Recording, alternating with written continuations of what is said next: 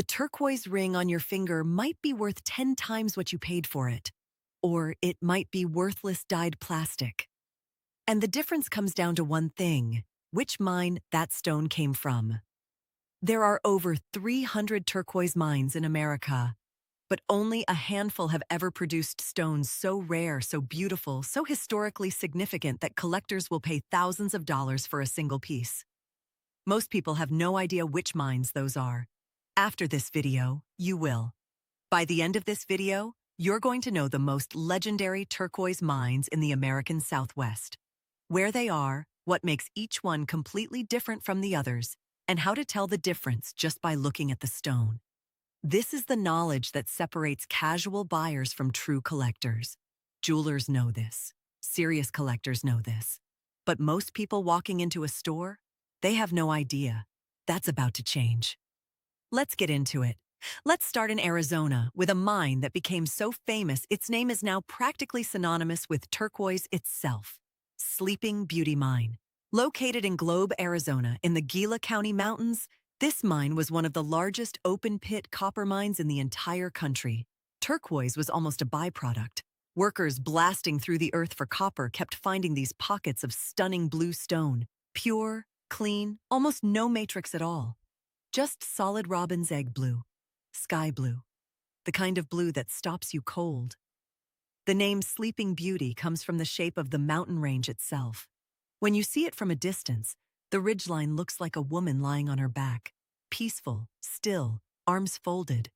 The Sleeping Beauty. For decades, that mine produced some of the most recognizable turquoise in the world.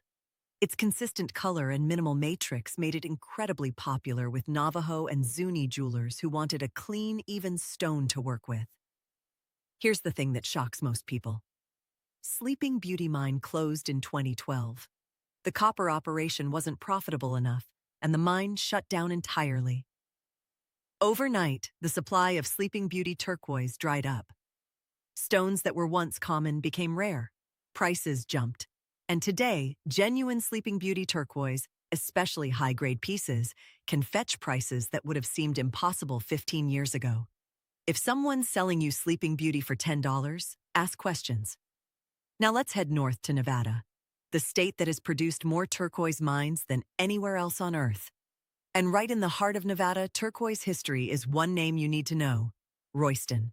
The Royston district sits in Esmeralda County, and what makes Royston turquoise immediately distinctive is the color. Forget the pure sky blue. Royston goes green, deep forest green, teal, sometimes a blue-green that shifts depending on the light.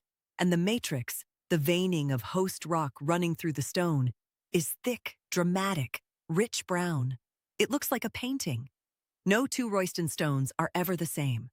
Royston turquoise has been mined on and off since the late 1800s. The Ottoson family has been working the Royston district for generations, one of the great multi-generational turquoise mining families in American history. They know these mountains like they know their own hands. The stones they pull out of that ground have character, weight, history. Nevada is also home to Carico Lake, Blue Diamond, and the famous Fox Mine, each producing turquoise with its own personality. But Royston holds a special place because of that green. It connects directly to the earth.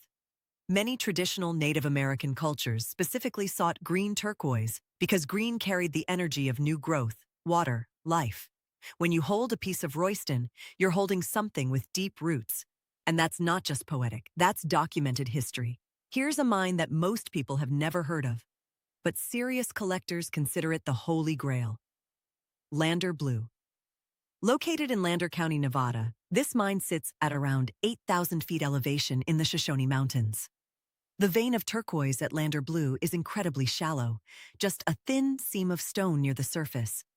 That means the total amount of Lander Blue turquoise that has ever existed in the world is extraordinarily small. We're talking about a mine that produced perhaps a few hundred pounds of gem-quality stone in its entire history. Total ever. Mining at Lander Blue essentially stopped decades ago because there was simply nothing left to mine. What's out there is what's out there, and what's out there is extraordinary. Lander Blue is characterized by a bright, vivid blue color, almost electric, with heavy black or dark brown spiderweb matrix running through it. That spiderweb pattern looks like fine lacework laid over a perfect blue sky. It is genuinely one of the most visually stunning stones you will ever see. In 2019, a single Lander blue cabochon, just one polished stone, not even set in silver, sold at auction for over $1,000. A strand of Lander blue beads can run into the tens of thousands. It is the rarest, most coveted American turquoise in existence. And if anyone tells you they have a large inventory of it, ask very specific questions. Because mathematically, large inventories of Lander blue simply don't exist.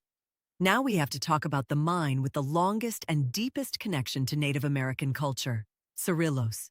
The Cerrillos Hills in New Mexico, just south of Santa Fe, are home to the oldest known turquoise mines in North America. We have archaeological evidence of mining at Cerrillos going back over 2,000 years. 2,000 years. The ancestral Puebloans, the people we used to call the Anasazi, were pulling turquoise out of these hills before the Roman Empire fell. Researchers have found Cerrillos turquoise at archaeological sites as far away as Chaco Canyon, Casas Grande in Mexico, and even sites in the Mississippi Valley. This stone traveled. It was currency. It was sacred. It was power. For the Pueblo peoples, the Hopi, the Zuni, the various New Mexico Pueblos, turquoise was not decorative. It was ceremonial. It was offered to the gods. It was ground into powder and used in sacred rituals. It was buried with the dead to carry them into the next world. Cerrillos turquoise has a warm, often greenish-blue color with a distinctive matrix pattern tied to the particular minerals of the Cerrillos Hills. The stones feel ancient because they are ancient. The Cerrillos Hills are now a state park in New Mexico, and commercial mining there is restricted. But the history is completely preserved, and when you visit, you can still see the old hand-dug pits left by miners who worked that ground thousands of years ago. Standing at the edge of one of those pits, looking down into darkness that indigenous hands carved out 2 millennia ago, that is something that stays with you forever. So here's what you know now that most people don't. Sleeping Beauty, that pure sky blue from Arizona, closed in 2012 and is only getting rarer. Royston, the deep greens and dramatic matrix from Nevada, carries centuries of cultural meaning. Lander Blue, the spiderweb masterpiece, is so rare that owning a piece puts you in an extremely small club.